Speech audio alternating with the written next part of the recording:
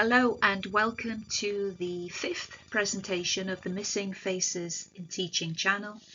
Today I'm going to talk about the foundational Black German nobility and the foundational Black British nobility. Of course, it can only ever be a sample because there's just so much evidence. And so, as I always like to begin on this particular slide with interrogation into the foundational original holders of our surnames, I'd like to begin with clerk or de Klerk in an attempt to disrupt some of our habitual thinking.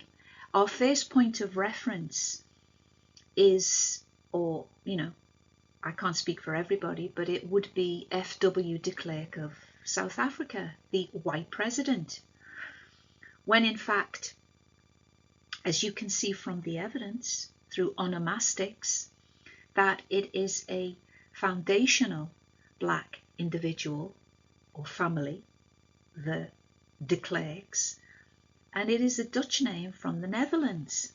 It is also a variant of the surname Clerk or Clark. You see that subtle change with the vowel creates their relationship as one word. Now, what we find with this surname is that it is found in Normandy, and that in the location de Clare, they were known as the lordships of Normandy. And clerk, spelt with a C, is an old word which means scholar and a person of letters. How wonderful that Dr. Clark came from this particular lineage. We also find that Clark, spelt with an A, is an occupational name for a scribe or secretary, or for a member of somebody of a minor religious order. Originally, the word clerk with a C denoted a member of a religious order from Old English clerk with a C again, priest, reinforced by the Old French clerk, both from late Latin and from the Greek klenkos with a K, is a derivative of kleros, which meant inheritance, legacy, with reference to the priestly tribe of Levites. How interesting. We also find that if you look over to the left, you see the surname Craft. Now, I have to admit, in all honesty, the first impression or image that comes into my mind when I look at that surname is Kraft cheese. But it's not anymore through the evidence, through the primary source evidence, that this is the image now that I see. It is a foundational German with the name Kraft. We also find that surname in Denmark. And just as a little aside, the Kraft food industry is worth over £1 billion. And that is just incredible. But here is the original face of the surname, the owner of the face. Then we have the surname at the bottom, which now this is also a very interesting surname because we find its variants and its offshoots. We find that Kobe is a variant of this surname from Poland and Germany, and that all of these individuals, these ancient families on this particular page, are ancient, they were landowners, and they were very, very successful. We now must ask ourselves, where did they go? And so, as we always do in this work, we must position ourselves on the map to reorientate ourselves geospatially and understand the movements and the migrations and the settlements on the map. Now, craft, from the last slide, shows that it is an old first name, popular with knights and nobles. Count Kraft of Toggenburg or Toggenburg is also a notable figure in history. Now, as you can see, although we're dealing with Germany today, a Toggenburg or Toggenburg, depending on the pronunciation, is in Switzerland. So we must always be moving and migrating across these artificial boundaries that have been imposed on our own psychological understandings in rescuing the history. And so we find Kobyłka, which is a cognate of Kobe, is found in Silsia, which is in Poland. Now, today is going to be very important that we keep this in mind in our map, as we always do in the evidence gathering process, that Czechoslovakia is going to become very important as well in this discussion, but it is bordering or is sandwiched, as you can see, in between Germany and then we have Austria. You see, when you are totally immersed within this research, all of those, yes, they're very helpful on the map in locating the people and so on, but it is important to start to remove those boundaries, because the research is showing time and time and time again that there are so many cultural continuities between all of those regions on the map. And you will see this as it unfolds today. Now, the name Arnold. What is the first impression when you think of the surname Arnold? I hope it is this now, after today's presentation of a black noble family. Now, Arnold, we find in the literature, is, as you can see, it is found in Dresden on the map, if you look carefully. But it is, which I'm finding interesting, it's a cognate or variant of Ernie with an E, and then Arnie with the A, and was also used both as a first name and as a surname.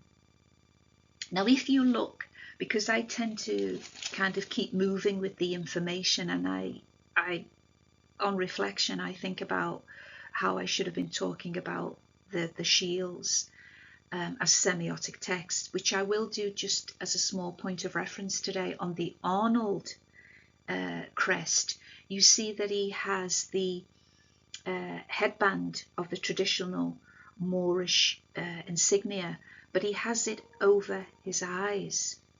Now, this is very, very important because it's part of the work that I did in issue 16 with the bat and the Moor.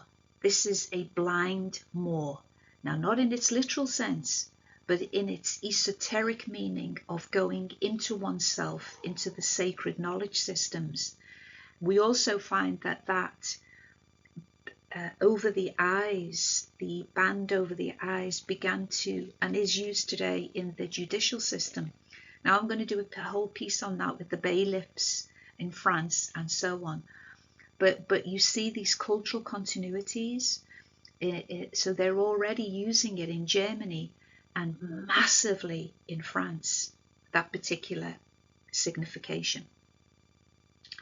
And then we move on to the surname Engels, which is found in Westphalia. Now, Westphalia is such an important region because I document in the other issues Westphalian nobility. And if you look again with the positioning on the map, it's bordering France, you see, and we have all of this evidence of the foundational Black French. So Engels, and if you look at the upper face, has a little bit of the same insignia as Arnold, with the band coming not quite over the eyes but resting above, which is all about the degrees, you see, the degrees of hidden knowledge. And then, which I'm finding, this absolutely literally did blow me away when I discovered that Pistorius is an original German surname, and it borders in the southeastern part of Germany, the Württemberg areas. And Pistorius, if you look very carefully, well, before we get into the explanation of the shields, we know Pistorius from the famous athlete and his case where the girlfriend lost her life, which I won't go into too much detail, but you can do your own research, that this is the original holder of that name, Pistorius. And so we find in the literature that Pistorius was originally Pista with an F, almost like Pfeiffer, that surname. But Pfister with the P originally dialectically is related to baker, from the Latin pistor, originally a monastery baker. Then we have Praetorius with a double E instead of the I, which was the village mayor, which is interesting. And so these German surnames, as they're moving all over the map and migrating across with their surnames into the Netherlands, into Britain, and into France. But if we look at the shield on the Pistorius shield, you will see in the lower quartered section that there is a cross.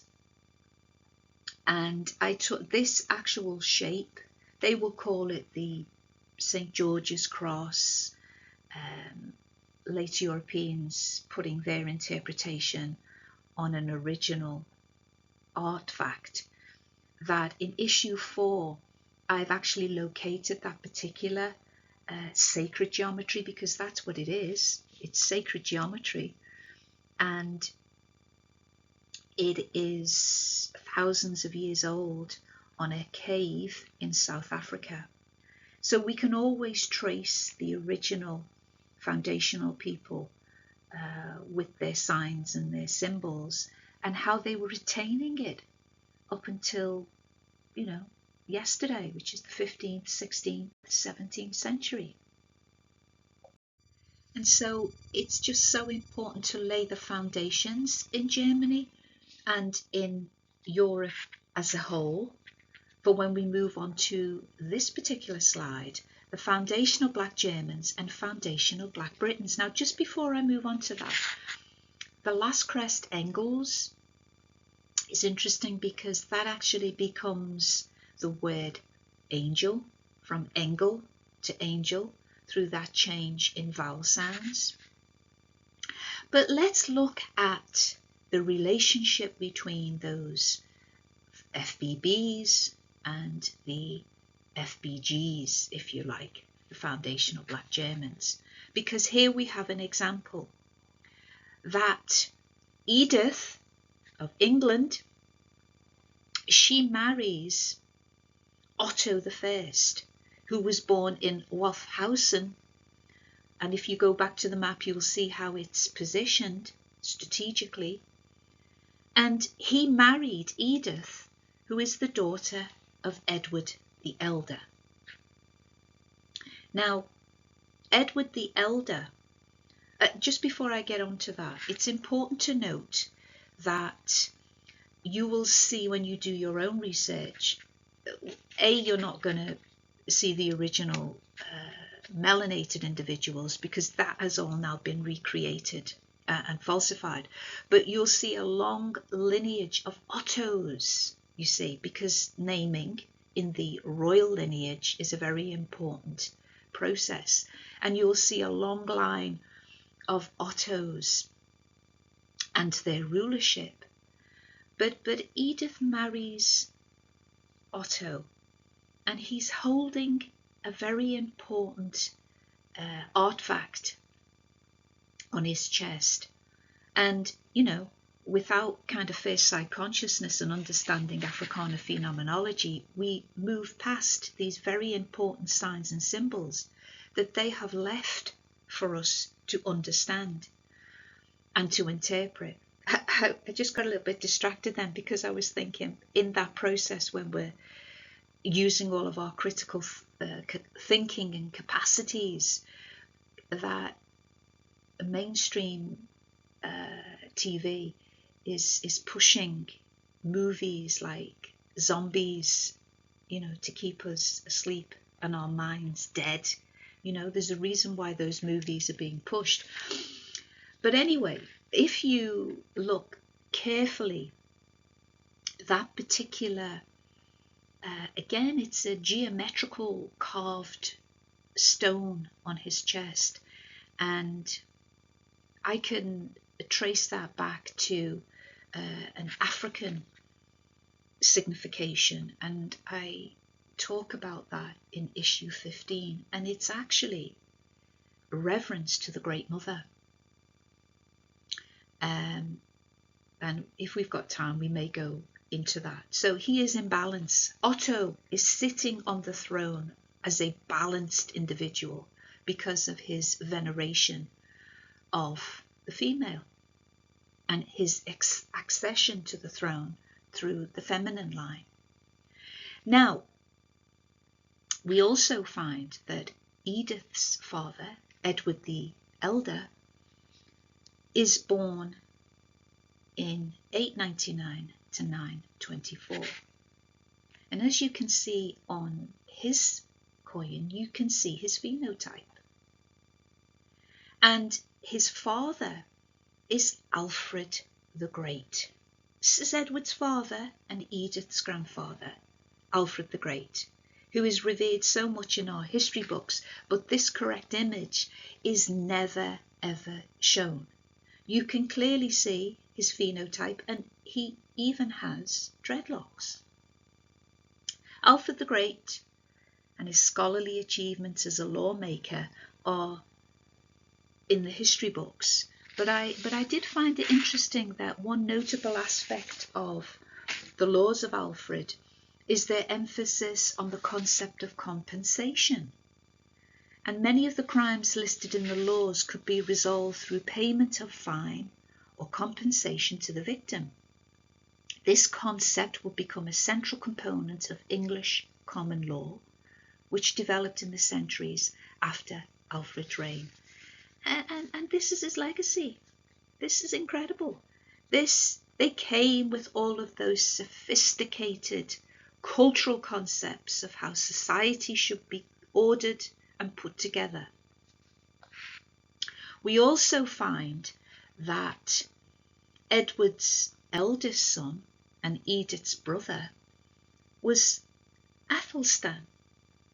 And again, you can see on this particular slide a family lineage with a German connection. And so as we continue with the German and British set of continuities culturally and politically, we could focus on this particular crown on this slide in its absolute magnificence, but it is a crown made of gold and gems and pearls from the crown of the Golden Virgin, but the crown was originally created for Otto III, as I talked about that long lineage of Ottos, at his coronation at Aachen in 983. Aachen, the place where Charlemagne is buried, when he was only 3 years old. So this crown was made for Otto when he was 3. So you can imagine the size of it. Here it's magnified to show its beauty. But I want to show with those 2 arrows the face at the front and the face at the side. And you can see that the particular gems have been chosen and styled to show 2 melanated individuals in their rulership and magnificence, that they themselves, as gems, are gems. You see, they understood how precious they were. And it is a crown with so much hidden symbology that it probably would take another session to talk about it. But if we could just look at the central geometry, which is the fleur de lis or the fleur de lis, and I talk about this in issue 13. And on page 33, we find that the lily, or lilu, lotus, was the Great Mother's flower Yoni, whose title formed Lilith's name. The flower of Lilith, the Sumerian Babylonian goddess of creation, the lilu or lotus of her genital magic, her yonic emblem appeared not only as the French fleur de lis, but the symbol among the Indus Valley people some 6,000 years before the Christian era. And just as a little aside, because I've usually got about 3 or 4 plates up when I'm doing my research, I'm now in medieval London at the moment, going through primary evidence of the shields and the seals that were used on official documents.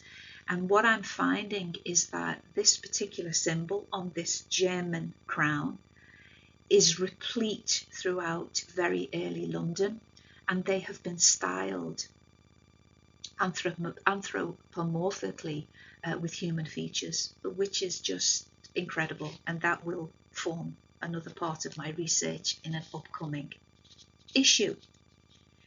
Now, we find that obviously Aachen, as that ceremonial German city that I talked about in the last presentation, and its connection with Richard, Earl of Cornwall, who was Henry III's brother, King Henry III's brother, who had quite a prominent role in maintaining Aachen's role as a very important city. And so removing those, as I mentioned earlier, those geospatial boundaries, we must keep it fluid in our mind when we're connecting all of these FBB cultures into Europe. Now, Richard is a very interesting character because he is given, which is amazing, he's given Cornwall, the county Cornwall, by his brother Henry III on his 16th birthday. So we have to, and then he becomes the High Sheriff or Sheriff. We find that name as a surname in France as well. But we have to imagine the enormous amounts of wealth that this FBB amassed, and the lifestyle that he must have led. And that's just one royal that I'm talking about. And we have to apply that to all of them. The sheer amount of wealth that these individuals held and continued. But where did it go? And so as we go further back in time, let's say the 10th century, over 1,000 years ago, we find that the Bohemia's original foundational black rulers, which was part of Germany, Poland, Czech Republic, Austria and Poland. And if you go back to the map and you start to visualize all of these regions, we find another black lineage of rulership, just like we find with Henry III, just as we have found in this presentation with Edward and Alfred the Great and his grandson and his granddaughter. We find the same patterns in this particular region. And we find that Bretislaw I was the Duke of Bohemia from 1034. Bohemia, we find another connection with, this is important, with James VI of Scotland, or the first of England. He has a daughter, Princess Elizabeth, who marries Frederick V, and she becomes Queen of Bohemia. Now, Bohemia has an ancient history and lineage of black rulership. We see Bretislaw with his clear phenotype. It actually doesn't need any description. You can see it for yourself. Then we find another coin of Vratislav II. He's the son of Bretislaw. And then we find his eldest son is Spith-Tinev II, and he also shows his phenotype. And here we have black rulership 1,000 years ago. So this is what we must keep doing when we're putting back together this history. We have to keep going back in time and realizing what went before, what were the foundations, and how did it build upon it, so that when we examine that example, now we're talking about the 15th century now, so we've moved ahead, but Princess Elizabeth, she's the daughter of James VI, or the first, and she marries Frederick, who's born in the same region. If you go back to the map, where Pistorius is located, southeastern Germany, you see. And the puzzle is getting bigger and bigger as we put the pieces back together. Now, in issue 16, I do actually talk about Frederick V, and I provide primary source evidence that shows that he was a deeply melanated ruler. And if you go and look on page 19, he was actually referred to as an N Dracalat, or because of his swarthy skin and his duck-like waddle, which was probably referring to his ample posterior. And I also trace the Kemetic origin of that particular title in issue 16. But what we have on this slide is quite incredible, because to show this Bohemian rulership on this page and their phenotype is quite spectacular. I just got a little bit distracted then, because I'm looking at Vratislav, the son in the middle. And if you look at the symbology, if you look at how his body has been positioned within the semicircle, it's actually the symbol that is used on every mobile phone or computer or laptop, and it is the on symbol, you see. which is ancient. There isn't anything new. And so Bretislav is buried in Prague, in the Czech Republic. Now, if you go back to the map and just look at how it is positioned between Germany and Poland, the Czech Republic. It sits there as such an important geographical space, because on this particular slide I'm showing you this continuation from Bretislav and his black lineage into the Moravian nobility. Now, as you can see, these crests are coming onto the slide with all of those indigenous Czech Republic families, and this is what they look like. But the map that is shown on this slide is going to reorientate you with those little red arrows, because it's actually showing all of those very first populations, those diminutive black populations that migrated and settled and built their civilizations all over this particular map. But let's just go back to the Moravian nobility, which is part of Bretislav and his family, their lineage, because we find that in the literature that, now this is from Sir Arthur Keith, from the Ancient Types of Man, that this Negroid, this is the words that they used in their reports, that this Negroid element had been found at Brunn. Now Brunn, again, my research is showing a tremendous amount of evidence for that particular surname and the individuals on the crests. So we find Moravia, the skull was found with the image of a bearded man, and he was found with an ivory tusk and so on. But we find that this type of individual was found in the southwest of France and Galley Hill in Kent, in the UK.